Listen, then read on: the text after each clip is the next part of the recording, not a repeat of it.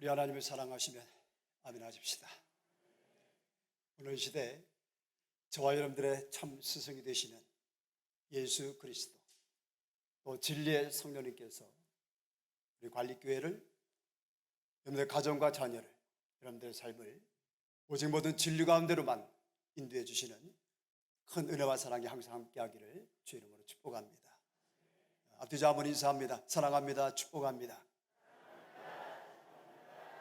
자, 눈을 좀 이렇게 마주치시면서 다시 한번 사랑합니다. 축복합니다.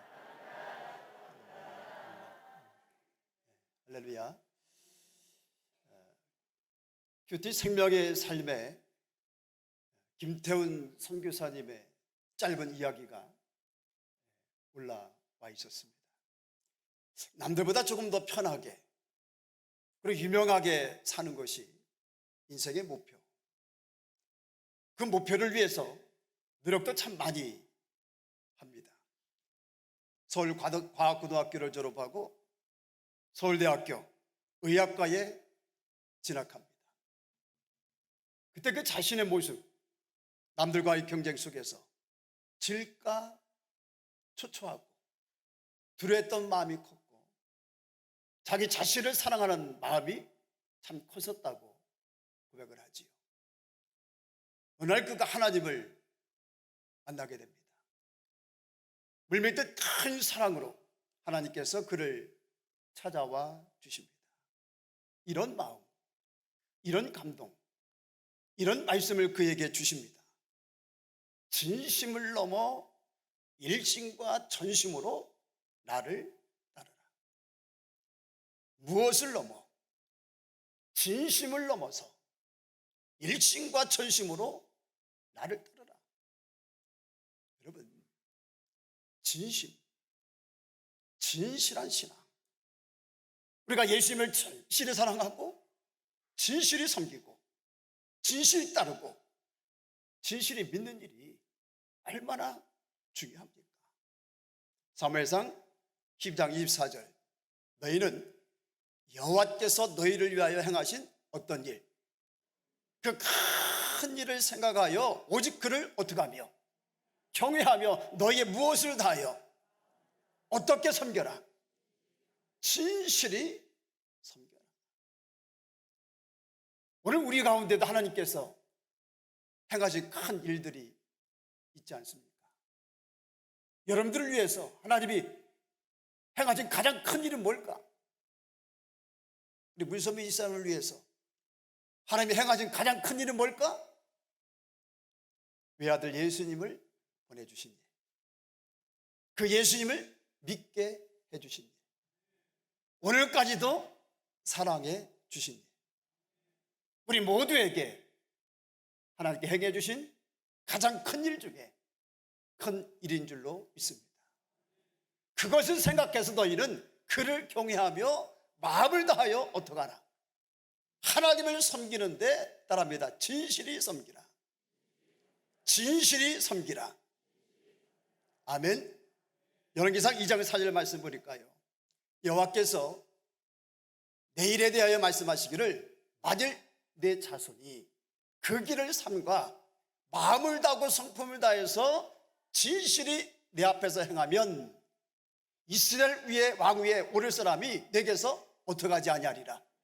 끊어지지 아니라.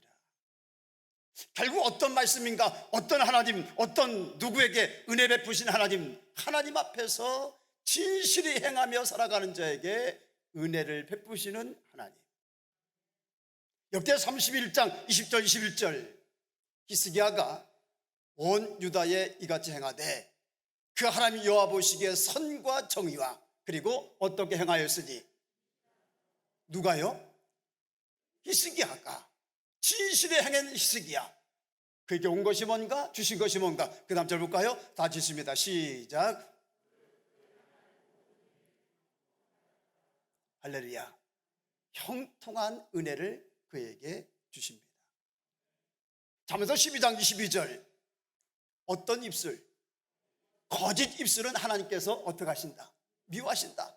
그러나 어떠한 자는, 진실히 행하는 자는 그의 기뻐하심을 받느니라. 오늘 그가 여러분 모두가 되시기를 주 이름으로 축원합니다. 에베소 6장 21절 나의 사정 곧 내가 무엇을 하는지 너에게도 알게 하려 하노니 무엇을 받은 형제? 사랑을 받은 형제. 왜 두기고 이야기인데 왜 두기고가 예수님께 사랑을 받았을까? 그 다음 말씀합니다. 주 안에서 어떠한 일꾼? 진실한 일꾼인 두기고. 두기고는 정말 예수님이 보실 때 정말 진실한 일꾼이었구나. 그래서 그를 예수님께서 기억하시고 알아주시고 사랑해 주셨구나. 여러분, 진실 우리 하나님 진실이 행하는 자를 사랑하시고 그를 기뻐하시고 진실이 행하는 자에게 은혜를 베푸시며 진실이 섬기고 진실이 믿는 자에게 복과 은혜를 베푸시는 하나님이신 줄로 믿으시기 바랍니다. 여러분 한번 인사 나눕니다. 진실한 성도가 됩시다. 하나님을 진실히 믿읍시다. 진실히 섬깁시다. 아멘. 우리 관리교회가 그런 교회가 되기를 주 이름으로 축원합니다.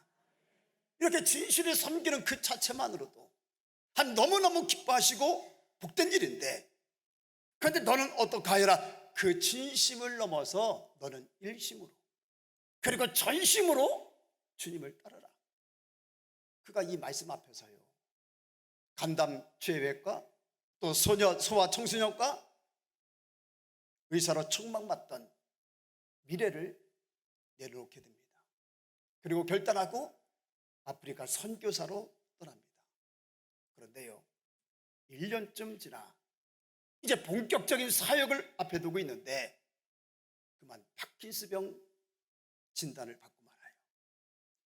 파킨스병은요, 특히나 외과 의사에게 있어서는 사형 선고나 마찬가지인 선고입니다. 그 병, 떨리는 현상이 있잖아요.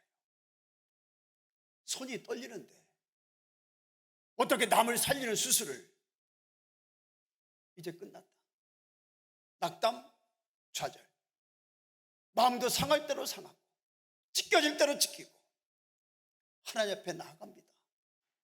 그 비참한 심정을, 괴로운 심정을 아버지 앞에 토해냅니다. 하나님, 이제 저는 깨어진 그릇입니다. 이제는 아무것도 할 수 없습니다. 이 깨어진 그릇을 하나님 어디에 쓰시렵니까? 어떻게 하시렵니까? 이런 그에게 하나님의, 주님의 따뜻한 한 음성이 들려옵니다. 너의 그 깨어짐 때문에, 너의 그 낮아짐 때문에 내가 너를 택하였다. 그 깨어짐, 그 낮아짐 때문에 내가 너를 통하여 영광 얻기를 원하노라. 모세의 부르심도 그러지 않았던가요? 출애굽기 2장 11절 10절 보니까 모세가 장성한 후에 한 번은 자기 형제들에게 나가서 그 고역함을 보더니 어떤 애굽 사람이 어떤 히브리 사람 곧 자기 형제를 치는 것을 본지라. 좌우를 살펴 사람이 없음을 보고 그 애굽 사람을 쳐 죽여서 모래에 감추니라. 이때 그의 나이 40입니다. 젊어요. 힘도 있습니다. 거기에다가 공주의 아들이기까지 그 힘, 그 젊음, 그 능력으로 자기 동포를 건져낼 수 있다, 구원해낼 수 있다 생각했습니다. 그야말로 야망도 의욕도 의지도 왕성한 때요, 이러한 때 그가 그렇게 조금이라도 더 젊고 힘이 있고 의욕이 넘칠 때에 하나님께서 그를 부르셨다면, 그에게 일을 맡기셨다면 얼마나 좋을까. 근데 웬일입니까? 정작 쓰시는 분은요, 정작 뜻을 이루시는 분은 아무 말씀도 안 하십니다. 침묵하십니다. 결국 애굽 사람을 해친 그 일이 발각이 되고 탄로가 납니다. 애굽의 왕을 피하여 도망갑니다. 어디로 피신하여 갑니까? 미디안으로 가요. 거기서 아내를 만나고 가정을 이루고 처가살이를 하고 많은 세월이 몇 년이 흐르는가? 40년이 흐릅니다. 그럼 모세의 나이가 몇입니까? 40년이었는데 또 40년이 흘렀어요. 그럼 몇 살이에요? 8입니다. 이제 힘도 기력도 의욕도 예전보다 많이 약해지고 많이 쇠해지. 그런데 그러한 때 어떤 일이, 그가 양물이 이끌고 호렙산에 올라가잖아요. 희한 광경. 한 가지 떨기나무가 있는데 불이 붙었어요. 불타 없어져야 되는데, 소멸되어야 되는데 그러질 않는 거예요. 어찌하여 타지 아니하는고? 몸을 돌이켜서 그 귀한 광경을 다시 보려고 가는데 음성이 들려옵니다. 모세야, 모세야, 내가 여기 있습니다. 이리로 가까이 오지 말라. 내가 선 땅은 거룩한 땅이니 내 발에서 신을 벗어라. 나는 내 조상의 하나님이니 아브라함의 하나님, 이삭의 하나님, 야곱의 하나님이니라. 그가 두려워서 얼굴을 가려옵니다. 다시 말씀이 들려와요. 내가 애굽에 있는 내 백성들의 고통을 정령히 보았다. 간역자들로 인한 그들의 부르짖음, 웃고도 내가 안다. 이제 내가 내려가서 그들을 애굽의 인의 손에서 건져내고 그들을 여기 아름답고 광대한 땅, 젖과 꿀이 흐르는 가나안 땅으로 인도하여 드리려고 한다. 그 다음 말씀 보니까 출애굽기 3장 10절입니다. 한번 읽어볼까요? 시작. 이제 내가 너를 바로에게 보내어 너로 내 백성 이스라엘 자손을 애굽에서 인도하여 내게 하리라. 하나님 누구를 보낸다고 말씀하십니까? 모세를. 내가 그 위대한 일을 통해서 할 건데 너를 통해서 내가 그 일을 하고자 한다. 그런데 이때 모세의 대답 기억하시죠? 11절 시작. 모세가 하나님께 고하되 내가 누구간데 바로에게 가며 이스라엘 자손을 애굽에서 인도하여 내릴까? 4장 13절의 말씀도 있습니다. 시작. 주님, 보낼 만한 자를 보내소서. 전에는 어떠했었는가? 힘이 있을 때, 젊었을 때, 그때는 고난받는 내 동포를 내가 구원해내야지 할 수 있어. 그런데 지금은 내가 무엇이가? 하나님, 보낼 만한 자를 보내소서. 그만큼 깨어지고 그만큼 철저히 낮아진 겁니다. 여러분, 저 때는 하나님께서 부르지 않으셔요. 지지 않으십니다. 침묵하십니다. 그러시다가 그를 미디안 광야로 내모십니다. 40년을 지나게 하시고 그 40년의 광야 생활을 통해서 하나님 그를 철저히 비우시고 깨뜨리시고 낮추십니다. 그리고 나서 그때 하나님은 모세를 비로소 부르시고 쓰시고 통하여 뜻을 이루시고 영광을 받으십니다. 할렐루야. 우리 성경 17절 말씀 보니까 읽어볼까요? 시작. 사무엘이 가로되 왕이 스스로 작게 여길 그때에 이스라엘 지파의 머리가 되지 아니하셨나? 여호와께서 왕에게 기름을 부어 이스라엘 왕을 삼으시고, 따라합니다. 스스로 작게 여길 그때에. 시작. 다시 한번요. 시작. 누구 얘기입니까? 이스라엘의 첫 번째 임금 왕이었던 사울. 근데 바로 그때 사울이 자기 자신을 스스로 작게 여길 그때에 하나님은 어떻게 하셨는가? 이스라엘의 머리가 되게 하셨다. 기름을 부어서 그를 왕으로 세우셨다. 왕으로 높으셨다. 왕으로 삼으셨다. 아멘. 실제로 그랬잖아요.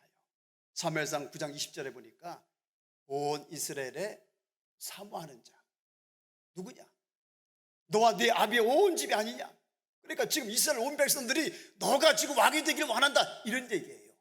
그랬더니 이때 이런 말이 9장 2절입니다.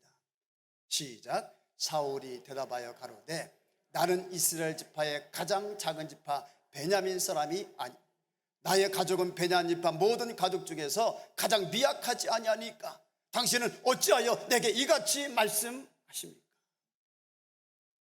가장 미약한, 근데 어찌 그렇게 저에게 말씀하십니까?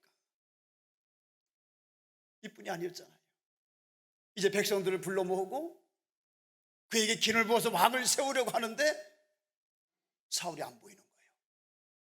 어디 가고 없습니까? 그를 어디서 찾나요? 10장 20절 22절 보니까 그러므로 그들이 또 여호와께 묻되 그 사람이 여기 왔나이까? 여호와께 대답하시되 시작. 지금 왕으로 추대해야 되는데, 대통령으로 추대해야 되는데 안 보이는 거예요. 어디 갔나 했더니 하나님께 가르쳐 주시는데 행구사의 진보다리 사이에 숨어 있다는 거예요. 지금 모세와 똑같이 표는 안 하고 있지만 하나님, 내가 누구 같대? 하나님, 세울 만한 자를 세우소서. 그러고 있는 거예요. 하나님, 저는 그럴 만한 사람이 못 됩니다. 저는 정말 약한 사람입니다. 무자각한 사람입니다. 그 중심의 마음에 스스로를 작게 여기는 참 겸손함이 사울 중심의 마음에 있었던 것이고, 모든 것을 무사람의 마음을 감찰하시는 하나님께서 사울 마음 가운데 있는 그 겸손하심을 발견하신 겁니다. 그리고 그를 택하시고 쓰신 겁니다. 그 마음, 그 중심, 그 겸손, 끝까지 정말 잘 붙잡고 갔다라면, 잘 지키고 변치 않았다면 얼마나 좋았을까, 어떠했을까. 그랬다면 하늘과 땅과 은혜와 사랑을 계속해서 받았을 텐데, 끝까지 귀중히 여김받는 사울이 되었을 텐데, 그러나 우리가 기억하고 아는 것처럼 사울이 그 자기 마음을 잘 지키지를 못합니다. 왕이 되고 나서 마음이 높아집니다. 선을 넘습니다. 제사장이 해야 하는 일까지 침범하고, 하나님 말씀하시고 명령하셔도 듣지 않고 거역하고 불순종하고, 사랑하셔서 지적하시고 책망하셔도 회개하기는커녕 말만, 변명만, 이유만. 그러다 결국 그를 세우신 하나님이 후회하시는 사람이 되고, 하나님께 버림받는 사울이 되고, 자식들과 함께 그 자신의 불행으로만 끝나는 것이 아니라 자녀들과 함께 비참한 종말을 맞이하는 사울이 되어지고 맙니다. 오늘 우리가 꼭 기억해야 될 말씀, 시편 22편 26절 시작. 누가 먹고 배부름을 얻는가? 겸손한 자야. 그에게 하나님께서 은혜를 주신다는 거예요. 시편 147편 6절 여호와께서 어떤 자를 붙드시고 겸손한 자, 그를 하나님께서 능력의 손으로 붙잡아 주신다는 거예요. 할렐루야. 149편 4절입니다. 시작. 여호와께서는 자기 백성을 기뻐하시며 겸손한 자를 구원으로 아름답게 하심이로다. 얼마든지 세상을 살아가면서 이런 일 저런 일 환난 당할 수 있어요. 그러나 하나님은 겸손한 자를 무엇으로 구원해 주셔서 아름답게 해 주신다는 거예요. 잠언서 3장 34절 진실로 그는 어떠한 자를 비웃으시며 그리고 누구에게 은혜를 베푸신다? 겸손한 자에게 은혜를 베푸신다. 옆에 분과 인사합니다. 겸손한 자에게 은혜 베푸시는 하나님이십니다. 잠언서 18장 12절 시작. 사람의 마음의 교만은 겸손은 존귀의 앞잡이이니라. 29절 23절 사람이 교만하면 어떠해지겠고 하나님의 그를 낮추신다는 거예요. 그러나 마음이 겸손하면 영광과 명예를 얻게 될 것이다. 이사야서 57장 15절 시작. 내가 높고 걸어간 곳에 거하며 또한 통회하고 마음이 겸손한 자와 함께 거하나니. 하나님, 예수님 말씀합니다. 나는 마음이 온유하고 겸손하다. 그 겸손한 주님이 누구와 함께 하시는가? 마음이 겸손한 자와 함께 하시는 주님이 되십니다. 이런 하나님이시라면 겸손한 자를 붙드시고 겸손한 자에게 은혜를 베푸시고 겸손한 자를 구원하시고 겸손한 자와 함께 하시는 하나님이라면 반대로 교만한 자를 비웃는 하나님, 교만한 자를 물리치시는 하나님, 교만한 자를 낮추시는 하나님이시라면 오늘 우리 어떤 성도들이 되어야 될까? 우리 가정, 어떤 가정이 되고 우리 자녀들 어떤 자녀들이 되어야 될까? 또 어떤 20대 대통령이 되어야 될까? 진실 바라기는 하나님이 보시고 은혜 주시는 이런 일 저런 일 만난다 할지라도 붙들어 주시는 또한 함께 해주시는 오늘 여러분들이 되시고 여러분들의 자녀들 되고 가정 되고 이 나라 대통령이 되며 이 민족이 되기를 주 이름으로 축원합니다.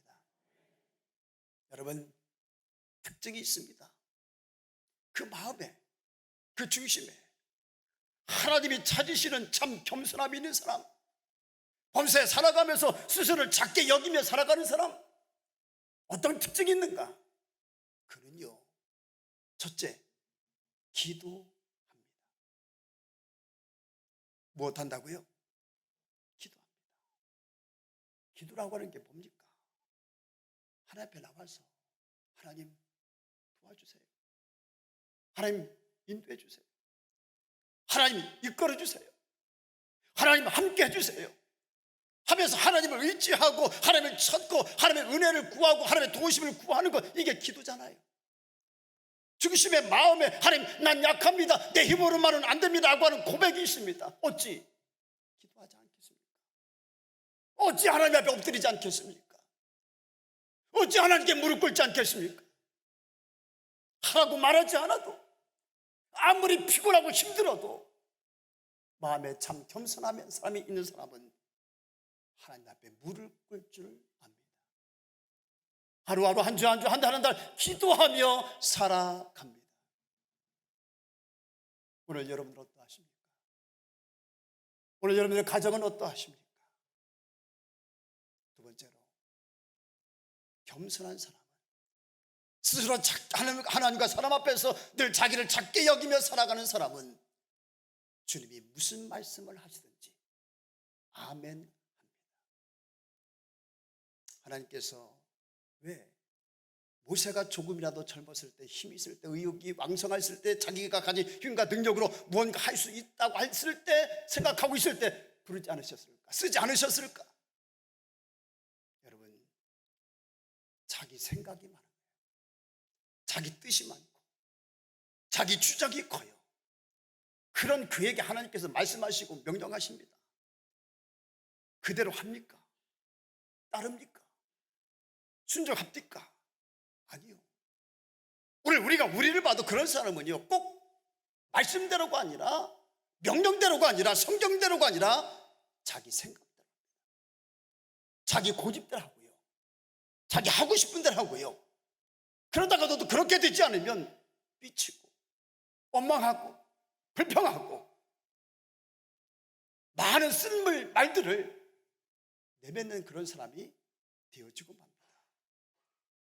하나님께 그를 통해서 뜻을 이뤄갈 수가 있겠습니까? 오늘 읽은 본문에도 보십시오. 그렇게 순종 잘하던 사울이 왜 하나님 앞에 청종하지 않을까? 왜 자기의 말이, 자기 생각이, 자기 판단이 많아졌나? 왜 이유가 변명이 많아졌을까? 처음엔 안 그랬잖아요. 겸손함을 잃어서, 겸손함이 잃고 나니까 잃는 순간에 누가 나오는가? 자기 자신이 나오게 되는 겁니다. 반대로 겸손함을 되찾는 순간 누가 나오는가? 말씀이 나오고 예수님이 나오고 성령님이 나오는 겁니다.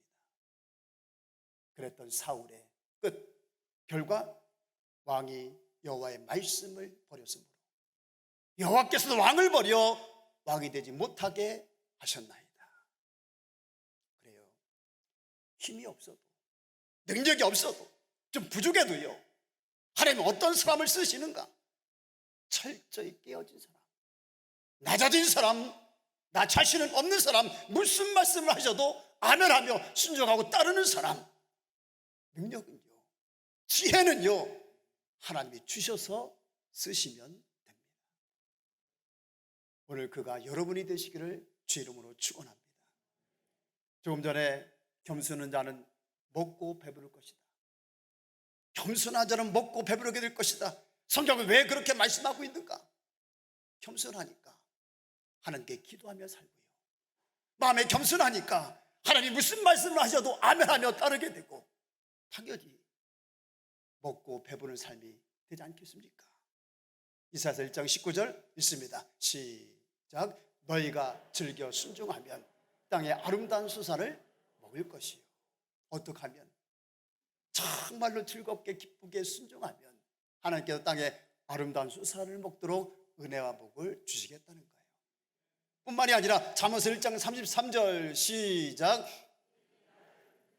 안연히 살며 재앙에 두려움 없이 평안. 나를 듣는 자는, 듣는다는 게 뭐예요? 거역하지 않고 불순종하지 않고 아멘하는 사람은 안연히 살고 재앙에 두려움이 없이 평안하리라. 여러분, 그런 삶이 되기를 진실을 원하십니까? 그런 가정이 되기를 진실을 원하십니까? 그런 자녀가 되기를 진실을 원하십니까? 나를 듣는 자는 듣는 자가 되기를 주 이름으로 축원합니다.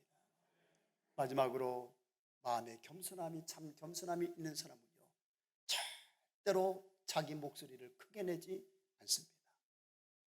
여러분, 어떠하다고요?